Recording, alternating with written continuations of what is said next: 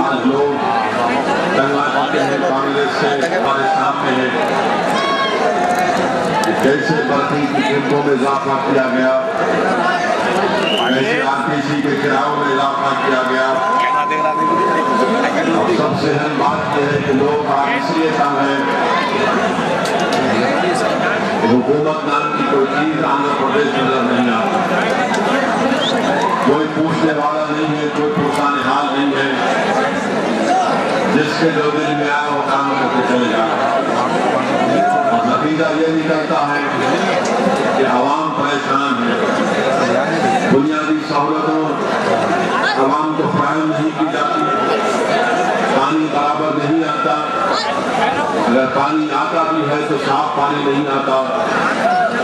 ऐसे कई गरीब घराने हैं जिनको राशन कार्ड आज तक नहीं मिला, आधार कार्ड के लिए कई सेंटर काम करते तो कई सेंटर काम नहीं करते। हमारी बहनें बेवाएं हैं, उनके बेवा पेंशन का फॉर्म कलेक्टर ऑफिस में रुका हुआ है, इसलिए रुका हुआ है कि हुकूमत नए बेवा पेंशन की मंजूरी नहीं देती। ऐसे कई गरीब लोगों के पेंशन के एप्लीकेशन फॉर्म हजारों की तादाद में मुख्तलिफ तहसीलदार और कलेक्टर हैदराबाद के दफ्तर में पड़े हुए हैं, इसलिए कि हुकूमत पर फैसला नहीं लेती। आज यही चीजें मेरे दोस्तों जिसकी जरूरत है, खासतौर से जुबली हिल के समझी हल्के में जहाँ पर डेवलपमेंट खत्म होकर रह गया। अभी आपने सुना है कि कैसे मेयर माननीय हुसैन साहब ने बताया कि यहाँ पर गरीबों के लिए घर तामीर किए गए, मगर घर इसलिए नहीं दिए जाते क्योंकि मुकामी रुकने पार्लियामान और मुकामी रुकने असेंबली में इख्तलाफात पाए जाते हैं। वो इनका ताल्लुक एक ही सियासी जमात से है, मगर ये एक दूसरे से इनका मेल मिलाप नहीं है। तो बताइए क्या जुबली हिल की आवाम को एक अच्छे और साफ सुथरे उम्मीदवार की कोई जरूरत नहीं है। और मैं आपसे वादा कर रहा हूँ इंशाअल्लाह ताला मजलिस इत्तेहादुल मुस्लिमीन अच्छे और साफ सुथरे उम्मीदवार को आपके सामने उतारेगी, और जिसका बुनियादी मकसद और जिसका काम करने का तरीका ही होगा जो हम काम करके आए। लोग आज बड़ी बड़ी बातें करते हैं कि दिल्ली में ऐसा हुआ, दिल्ली में ये काम हो रहा है। मजलिस इत्तेहादुल मुस्लिमीन ने जो पॉलिसी अपनाई, मरहूम सदर सालार मिल्लत ने जो राह हमको दिखाई, तो मरहूम सदर सालार मिल्लत ने खुद अपनी जिंदगी में बहसीत सदर और बहसीत इंसान जो कुर्बानियाँ दी और जिस सादगी का मुजाहरा मरहूम कायद ने किया, वो हम तमाम के लिए मशाल राह है। मरहूम कायद की जिंदगी हम तमाम पर आया है कि मरहूम कायद कई अरसे दराज तक अपनी गाड़ी खुद चलाते थे। मरहूम कायद बगैर किसी रोक टोकथाम के लिए किसी को रोका नहीं जाता, और वही तरीका आज भी दारुस्सलाम में है कि कोई भी आप दारुस्सलाम को आकर हमसे मुलाकात कर सकते हैं। ये तरीका मजलिस इत्तेहादुल मुस्लिमीन का मरहूम कायद ने तरीका बताया। आज सारी दुनिया इस तरीके को अपनाने की कोशिश कर रही है। मजलिस ने 40 साल पहले कहा कि हमारा दफ्तर है और ये आवाम का दफ्तर है। मजलिस ने कहा कि हमको इलेक्शन ऑफिस की जरूरत नहीं है, इसलिए कि हर घर जो आवाम का घर है वो मजलिस का इलेक्शन ऑफिस है। ये बातें मरहूम कायद ने 40 साल पहले कही थी। आज जमाना आंख खोलकर इस बातों को अपना रहा है। मेरी आपसे ही गुजारिश है दोस्तों कि आज वक्त आया है, वो लकड़ी नीचे रख दीजिए।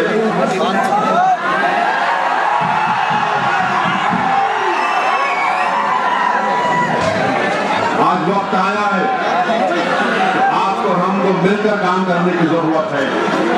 लोग मजलिस पार्टी को फिरका परस्त कहते हैं, आप बताइए उनके पास क्या पॉलिसी का प्रोग्राम है। जहाँ पर तेलुगु देशम में आएंगे आएगी, और जो बातें चल रही है कि तेलुगु देशम का इतिहास बीजेपी से होगा, तो बताइए क्या जुबली हिल की आवाम एक फिरका परस्त और कम्युनल पार्टी की तारीफ कर सकती है? और यही तेलुगु देशम जिसके सदर ने आवाम से माफी चाही और और ये कहा कि मुझसे गलती हुई कि मैंने बीजेपी का साथ किया और माफी चाहिए आवाम से। इसके बावजूद भी आज ये देखने में आ रहा है और यही प्रयास की जा रही है आने वाले असेंबली और पार्लियामानी इंतखाबात में तेलुगु देशम और बीजेपी के इत्तेहाद होगा। और अगर नहीं भी होगा तो इलेक्शन के बाद ये लोग साथ मिलकर हुकूमत बनाने की बात करेंगे। इसीलिए ऐसे प्रकार परस्त और मौका परस्त अलायंस को हमको शिकस्त देना है।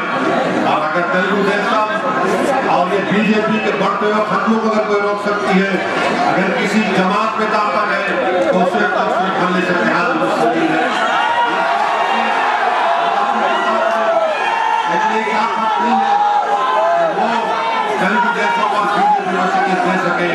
आज आप देखेंगे कि कांग्रेस ने रियासत का जो बुरा हाल कर दिया, पिछले 4 साल में गवर्नेंस नाम की कोई चीज नहीं है। और इसी वजह से आंध्र प्रदेश हो या तेलंगाना हो, इन दोनों इलाकों के बाद कांग्रेस को सबक सिखाएगी और ऐसी इबरतनाक शिकस्त का सामना करना पड़ेगा इनको। क्योंकि अगर आज भी ये नहीं सुधरेंगे तो फिर इनको इबरतनाक शिकस्त का सामना करना पड़ेगा। अभी भी वक्त है कांग्रेसियों, सुधर जाओ। इस गरीब आवाम ने तुमको वोट देकर कामयाब किया, तुम आवाम की उम्मीदों को रोको, काम करो गरीबों के लिए। जो इलेक्शन के धूप को और ऐसी चिलचिलाती धूप को बर्दाश्त करके निकल कर अपने वोटों का इस्तेमाल किया, और गरीब आवाम को क्या हासिल हुआ, गरीब आवाम को क्या फायदा मिला। और जो लोग ये समझ रहे हैं कि तेलंगाना के बन जाने से इनकी सियासी जमात को फायदा होगा या इनकी दुकान चमक जाएगी, याद रखो आवाम आज बात हो चुकी है। आवाम इस तरह के जज्बाती नारों में बातों में आने वाली नहीं है। आवाम तुम्हारे रिकॉर्ड को देखकर फैसला करेगी। और फिर जब बात तेलंगाना की आई, मैं पूछना चाहता हूँ कांग्रेस के लोगों से कि बताओ ये तुम्हारी कौन सी पॉलिसी है कि तुम्हारा चीफ मिनिस्टर एक बात करता है, तुम्हारा चीफ मिनिस्टर मुत्तहिदा आंध्र की बात करता है और दूसरा लोग तेलंगाना की बात करता है। या फिर कौन सी पार्टी है, एक ही पार्टी में है मगर दो जबान में बात करते हैं। अरे कौन सी तेलुगु देशम है कि नायडू मुत्तहिदा आंध्र की बात करते हैं और उनके तेलंगाना के लोग तेलंगाना की बात करते हैं। ये कौन सी वाईएसआरसीपी है कि मुत्तहिदा आंध्र की आज बात करते हैं, जबकि वहां पर मीटिंग में गए थे जिसमें मैं और नायडू साहब भी गए थे। उस मीटिंग में उन्होंने क्या कहा था, आज ये तमाम के तमाम एक वहां पर एक पॉलिसी, यहाँ पर एक पॉलिसी। इसलिए बेहद जरूरी है मेरे अजीज दोस्तों कि आप ऐसी पार्टी को अपनाएं जिसके कौल और फेल पर आप भरोसा कर सकते हैं। मजलिस इत्तेहादुल मुस्लिमीन जो बात दिल्ली में करती है वो बात अहमदनगर में भी करती है। दिल्ली में एक बात करते हैं, दिल्ली में एक बात करते हैं, हैदराबाद के एयरपोर्ट पे एक बात करेंगे, दिल्ली के एयरपोर्ट पे जाके कोई और एक बात करेंगे। इन तमाम के पास ना कोई पॉलिसी और ना प्रोग्राम है। आज आप देखिए कि मजलिस क्या कहती है असेंबली में। मजलिस ये कह रही है कि हैदराबाद कॉमन कैपिटल नहीं बन सकता। हम कॉमन कैपिटल के खिलाफ है। इसलिए खिलाफ है कि दुनिया में कोई ऐसा मुल्क नहीं है जो उसका दारुल-हुकूमत कोई दूसरे मुल्क में हो। हमारे मुल्क हिंदुस्तान में कोई ऐसी रियासत नहीं है जिसका दारुल-हुकूमत दूसरी रियासत में हो। तो आखिर किस बुनियाद पर डॉक्टर मनमोहन सिंह की हुकूमत यहाँ पर दो कॉमन कैपिटल बनाना चाहती है? 2 स्टेट का कॉमन कैपिटल कैसे बन सकता? मुझे बताइए, कहीं पर भी इसकी मिसाल नहीं दी जा सकती। मजलिस इसकी मुखालिफत कर रही है। मजलिस ये कह रही है अगर कैपिटल बनना है तो फैसलाबाद मंडल को बनाओ, ताकि अगर तेलंगाना बनता है तो फिर इनके एडमिनिस्ट्रेटिव पर्पस के लिए, इंतजामिया की सहूलत के लिए सिर्फ फैसलाबाद मंडल का इंतखाब किया जाना चाहिए। कॉमन कैपिटल कैसे बन सकता है? हम इसकी मुखालिफत करते हैं। फिर ये कहता है बिल कि 2 रियासत का कॉमन गवर्नर। कैसा दस्तूर हिंद में, कॉन्स्टिट्यूशन में इस बात की इजाजत नहीं है कि एक गवर्नर 2 रियासत का गवर्नर है। कॉन्स्टिट्यूशन में इजाजत है, आईन हमको इस बात की इजाजत देता है कि एक गवर्नर दूसरे रियासत का इंचार्ज गवर्नर रह सकता है। मजलिस इसकी मुखालिफत कर रही है कि एक गवर्नर 2 रियासत का गवर्नर नहीं रह सकता। मजलिस ये कह रही है कि आप अगर तेलंगाना बनाने जा रहे हैं तो फिर आप हाई कोर्ट बनाइए, मगर इस बिल में नहीं कहा जाता, जबकि कानून और दस्तूर ये कहता है अगर किसी रियासत का दूसरा हाई कोर्ट बनाना है तो फिर पार्लियामेंट में बिल लाना पड़ेगा। जब आप आंध्र प्रदेश को तोड़ने का बिल ला रहे हैं तो क्यों नहीं आप तेलंगाना के हाई कोर्ट का उसमें जिक्र करते? ये इस बिल में जिक्र नहीं किया जाता। मजलिस इसकी मुखालिफत करती है। मजलिस ने मुतालबा किया, असेंबली में जो बिल आया उसमें तरमीमात पेश की और इन तमाम चीजों का जिक्र किया। और सबसे अहम बात ये कि मजलिस पार्टी ने साफ और वाज़ेह अल्फाज में पहले दिन से हमने कहा कि हम आंध्र प्रदेश के तोड़ने के कायल नहीं है, मगर अगर आंध्र प्रदेश को कांग्रेस पार्टी अपने सियासी मफादात के लिए तोड़ती है तो फिर मजलिस ने श्री कृष्णा कमेटी के सामने कहा कि हम हैदराबाद पर कॉम्प्रोमाइज नहीं कर सकते। हैदराबाद पर किसी की जागीर नहीं है। हैदराबाद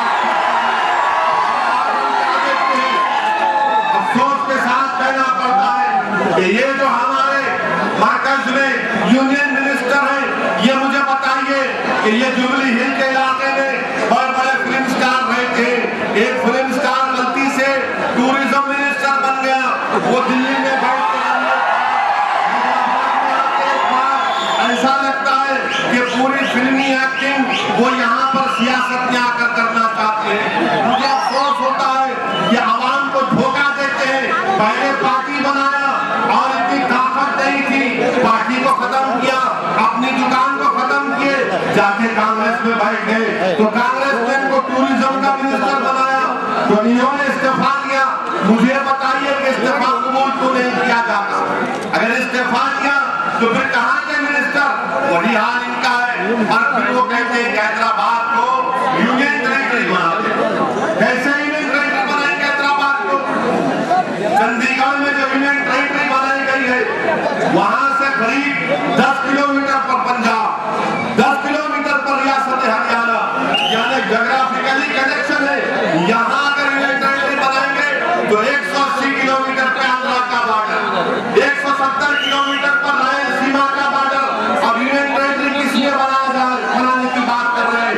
ये लोग यूनियन टेरिटरी का मुतालबा इसलिए कर रहे हैं कि ये लोग चाहते हैं कि हैदराबाद में जो इनकी जमीन है जो किसी जमाने हमारे आबाद की थी, जो गैर कानूनी तरीके से जमीनों का हासिल किया गया, उसको अपने कब्जे को बरकरार रखना चाहते हैं। मजलिस इसकी मुखालिफत करती है कि हैदराबाद यकीनन सकता है, हैदराबाद में हर कोई रह सकता है। जो हिंदुस्तान का शहरी है वो हैदराबाद का शहरी है। मगर अगर कोई बाहर से आकर हमको बोलेगा कि नहीं हैदराबाद को यूनियन टेरिटरी बना देना, यूटी बना देना, तो उनसे हरगिज़ मुत्तफिक नहीं है। हम उनका अवामी तौर से ताक़ुब करेंगे, उनका पीछा करेंगे। जो कोई भी हैदराबाद में यूनियन टेरिटरी का मुतालबा करेगा, मजलिस उससे कह रही है कि तुम हैदराबाद के अवाम तुमको बात नहीं करेगी, तुम हैदराबाद में चैन और सुकून से नहीं जी सकते। हैदराबाद सबका है, कोई यहाँ पर सेटलर नहीं, कोई तेलंगाना का नहीं, हम तमाम हिंदुस्तानी है। ये वतन हमारा है, ये हैदराबाद हमारा है। मगर कोई हैदराबाद को छीनने की बात करेगा तो यकीनन मजलिस इत्तेहादुल मुस्लिमीन उसके गिरबान से खेलेगी, उसका तहफ़्फ़ुज़ करेगी। हैदराबाद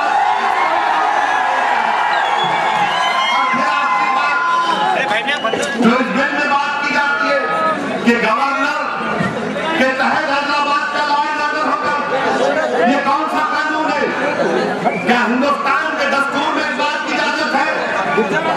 मैं बात कर रहा हूँ उन तमाम कांग्रेस के लीडरों को, याद रखो, अगर इस तरह से पार्लियामेंट में बिल आएगा तो मजलिस इस बिल की तारीफ नहीं करेगी, मजलिस इस बिल की मुखालिफत करेगी।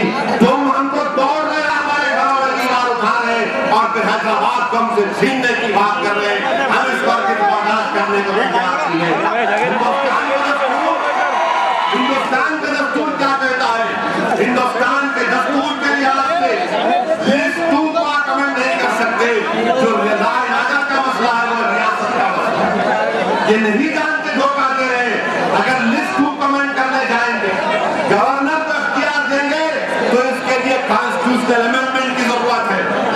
सिंपल मेजॉरिटी से आप गवर्नर को इख्तियार नहीं दे सकते। क्या पार्लियामेंट में कांग्रेस पार्टी तुम्हारे पास 2/3 मेजॉरिटी है? क्या तुम कॉन्स्टिट्यूशनल अमेंडमेंट कर सकते? नहीं कर सकते।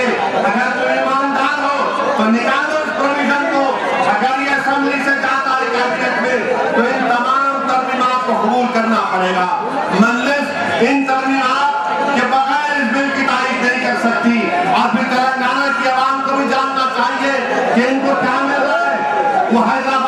नहीं मिलेगा जो कहाँ का गाना किधर का तेलंगाना हैदराबाद है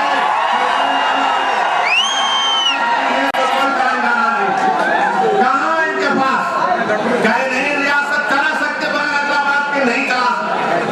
कहाँ इनके पास पैसा है क्या सिंगारेनी के कोयले को बेच चला सकेंगे? नहीं चला सकते। हैदराबाद के बगैर कुछ नहीं हो सकता और हैदराबाद हमारा दिल है। हम दिल पर अपना सब चीज कुर्बान कर देंगे मगर आप पूछिए तेलुगु देशम के लोगों से, पूछिए कांग्रेस के लोगों से, पूछो YSRCP के लोगों से कि बताओ ये मजलिस पॉलिसी की तो जिसके हाथ हमारे खूब जाएंगे रहे क्या तुम उसका साथ कौन से इंसाफ की बात नेहरू कर रहे हैं? कौन से इंसाफ की बात चंद्रबाबू नायडू तेलुगु देशम कर रही है? क्या ये इंसाफ है कि तुम बीजेपी का साथ दे रहे हो जो हमको तबाह बर्बाद किए गुजरात की सरजमीन पर और आज तुम उसको हिंदुस्तान का वजीर आजम बनाना चाह रहे हो? याद रखो चंद्रबाबू नायडू, इंशाअल्लाह ताला जितनी ताकत हमारे पास है हम जमहूरी तरीके से रोकेंगे ना वो मोदी वजीर आजम बनेगा। हम तुम्हारे साथ को पूरा होने नहीं देंगे। आज धोखा दे रहे तमाम पार्टियां और फिर YSRCP कौन सी पॉलिसी इनके पास? क्या पॉलिसी इनके पास? किस बुनियाद पर आकर इलेक्शन लड़ेंगे? मजलिस ने कहा कि अनंत कपूर कर्नूल को शामिल करो मगर तमाम के तमाम खिलाफ हो गए। सब बोल रहे कि कैसा अनंत कपूर कर्नूल शामिल करेंगे।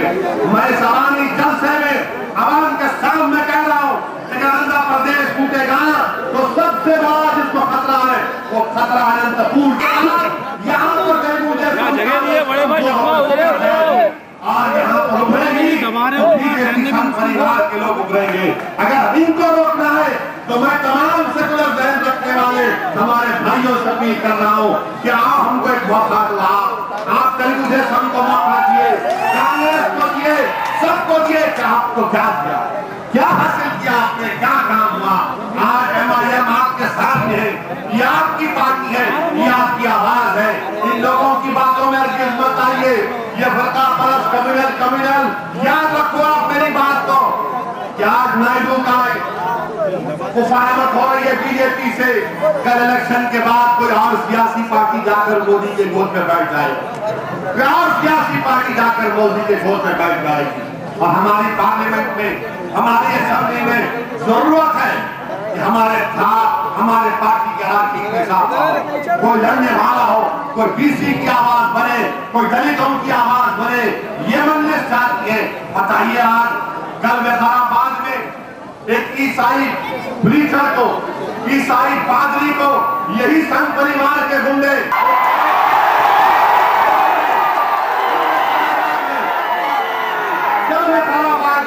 एक ईसाई पादरी को चाकुओं से मारा।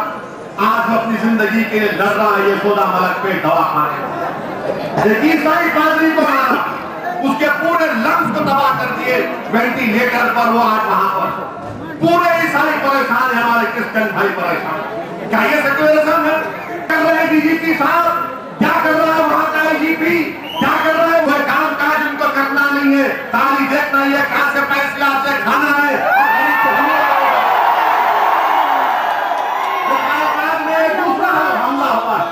और हमारे सदर तहसील के अब्दुल हादी के ऊपर, यह कांग्रेस की गवर्नमेंट के यहाँ पर, और अब्दुल हादी के ऊपर 2012 की नोटिस 2013 में देती पिटाई पर हमला। आज पूरे हैदराबाद के ईसाई परेशान, वो परेशान है कि उनका जो पादरी है उस पर हमला किया गया।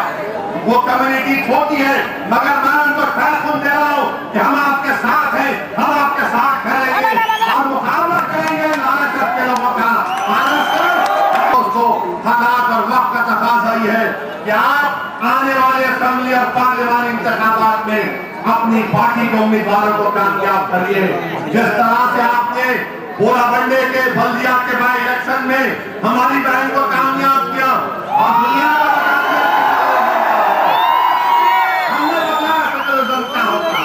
बताइए जो उम्मीदवार कांग्रेस में या TDP से आएंगे या BJP से आएंगे या किसी और जमात से आएंगे, अरे कहाँ है आवाम के दरमियान नजर नहीं आते?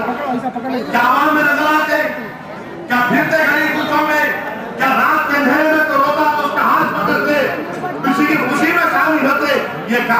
करती है कि ये 24 आवर की पार्टी है। बारिश हो तो मजलिस, धूप हो तो मजलिस, सर्दी हो तो मजलिस, हर जगह काली मजलिस तो आना चाहिए। और मेरी आपको गुजारिश है कि पिछले बार की तरह अब के बाद ये गलती नहीं होनी चाहिए। हमको 2 वोट देना है। सिकंदराबाद की फातिमानी सीट के लिए वोट, जुबली हिल के लिए वोट, के लिए और भी बहुत सी चीजें हैं जो आने वाले वक्त में आपको बताऊंगा। मगर फिर से आपसे अपील कर रहा हूं मेरे भाई कि आज हिंदुस्तान के सेकुलरिज्म को बचाना है, हिंदुस्तान को बचाना है। बीजेपी आरएसएस से बचाना है। ये आरएसएस वाले साफ देख रहे हैं कि दोबारा लाल किले पर ये मोदी को बिठाएंगे और 15 अगस्त को वहां से हिंदुस्तान के आवाम से मुखातिब होगा। हमको रोकना है। कोई पार्टी कह दे, भूलकर कह दे तेलुगु समझा कि इलेक्शन से पहले या इलेक्शन के बाद मोदी की तारीफ नहीं करेंगे, इलेक्शन से पहले या इलेक्शन के बाद ये तारीफ नहीं करेंगे, ये नहीं कह सकते। मैं चैलेंज कर रहा हूं तेलुगु देशम के नायडू से और वाईएसआरसीपी के जगन से,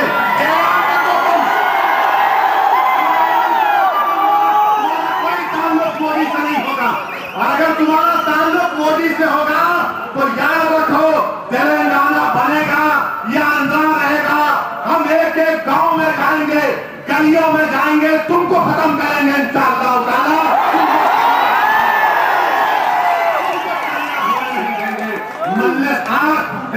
मोदी की अगर मुखालिफत करके क्यों करती? ये सवाल हिंदू मुस्लिम का नहीं है, ये सवाल दलित या ओबीसी या क्रिश्चियन का नहीं है। एक ऐसा शख्स जिसकी नाक के नीचे 4000 हिंदुस्तानियों का खतरा हुआ, क्या हम उस शख्स को बर्दाश्त करेंगे? हम उस शख्स को बर्दाश्त करेंगे? बताइए, गुजरात की सरजमीन पर कानून बनाया गया, अगर कोई अपना मजहब तब्दील करना चाहता है तो जाके रियासती हुकूमत से परमिशन लेना पड़ेगा। ये हमारे हिंदुस्तान का राइट फ्रीडम ऑफ रिलीजन है। आर्टिकल 14 से 25 तक ये फंडामेंटल राइट है, बुनियादी हकूक है। मगर मोदी की हुकूमत ने कानून बनाया। ये और बात है कि गुजरात के गवर्नर ने उस कानून पर रोक लगा। अजीज दोस्तों, इन लोगों को पहचानो जो पहले इलेक्शन से पहले मोदी का वादा बना रहे और इलेक्शन के बाद ये फिर बीजेपी के गोद में जाकर बैठना चाहते हैं। आवाम को पैगाम देना चाहती है कि इन लोगों से होशियार रहिए। मैं आपके सामने फिर से कह रहा हूं कि आइए अपनी पार्टी को मजबूत करो और अपना हमारा पोलिंग परसेंटेज बढ़ना चाहिए। मेरे दोस्तों, हमारा पोलिंग परसेंटेज बढ़ना चाहिए। गोराबंदे में ठीक था, मगर उसको और इंप्रूव करना है, उसको और अच्छा करना है।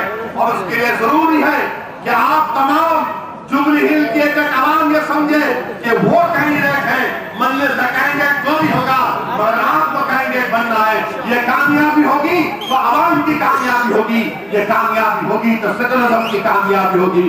जैसा गोराबंदे में हमारी बहन को हमने कामयाब किया, लोगों ने समझा, कांग्रेस पार्टी ने समझा एक वहां से उनके साथ खरीद गुलाम को, मुसलमान को खड़ा कर देंगे तो हम उनके बातों में आ जाएंगे। मगर मैं सलाम करता हूं वहां की आवाम का, चाहे हमारे बीसी भाई हो या हमारे मुसलमान हो या हमारे सीमांध्रा के भाइयों, इन तमाम ने इस चीज को समझा और मजलिस पार्टी के उम्मीदवार को कामयाब किया। मैं फिर से आपसे कह रहा हूं कि हमको नई तारीख लिखना है। आपकी जुबली हिल के आवाम को एक अच्छे असेंबली के उम्मीदवार की जरूरत है, जो आपके हर वक्त में आपके दरमियान में है, जो गरीबों की मदद करे, जो गुंडागर्दी का खात्मा करे। मजलिस गुंडागर्दी का खात्मा करेगी हैदराबाद से। हम कोई रौडी शीटर, कोई गुंडा हमारे करीब नहीं आ सकता। मजलिस जुल्म को ना बर्दाश्त करती, ना मजलिस जुल्म करने वालों का साथ देगी। मैं आपको खुले वाज़ेह अल्फाज में कह रहा हूं, हमारा कोई ताल्लुक नहीं रहेगा उन लोगों से जो आवाम के दुश्मन है। हाँ, सियासी लोगों को टारगेट करने के लिए अगर रोडी शीट खोला जाएगा तो मजलिस उनकी रोडी शीट बंद कराएगी, मगर जो गरीबों पर जुल्म करेगा मजलिस को। आज आप देखो मुजफ्फरनगर में क्या हो रहा है, मुजफ्फरनगर में क्या हो रहा है। और आज अखबार में बताया गया, लिखा गया, टीवी पर आया कि उत्तर प्रदेश का एक वजीर जिसका नाम नारद भाई है, वो कहता है कि हाँ इंसान मरते हैं, बच्चे मरते हैं, तो मुजफ्फरनगर के क्या को अगर बच्चे मरे तो कौन सी बुरी बात बताइए आप? क्या ये इंसानियत है? क्या ये इंसानियत है कि बच्चे मर रहे हैं? कोई पुरसाने हाल नहीं है। ये इसलिए हुआ कि वहां पर कोई आवामी आवाज नहीं है, कोई मन्नत की ताकत और जमात नहीं है। इसलिए अजीज दोस्तों, मैं फिर से आपसे अपील कर रहा हूं कि अपनी पार्टी का और हमारी पूरी कोशिश होगी कि जुबली हिल्स से इंशाअल्लाह ताला के बाद कोई साजिश नहीं कर सकेगा। हम खुले तौर से लड़ेंगे और अपने उम्मीदवार को मुंतखब कराएंगे। शुक्रिया।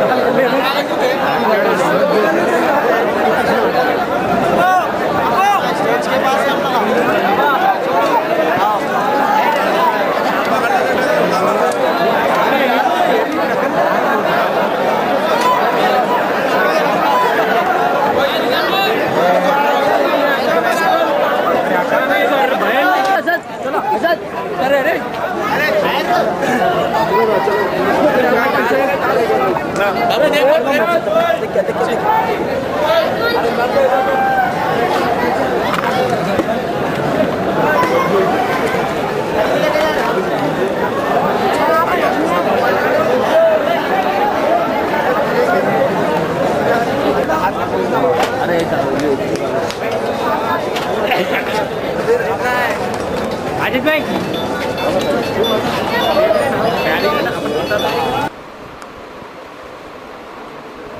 आज जुबलीहिल्स कॉन्स्टिट्यूंसी में मजलिस पार्टी के डायरेक्शंस पर हालात हाजरा यानी प्रेजेंट सिचुएशंस पर एक पब्लिक मीटिंग किए गए थे, जिसमें हज़ारों लोग पार्टिसिपेट करे।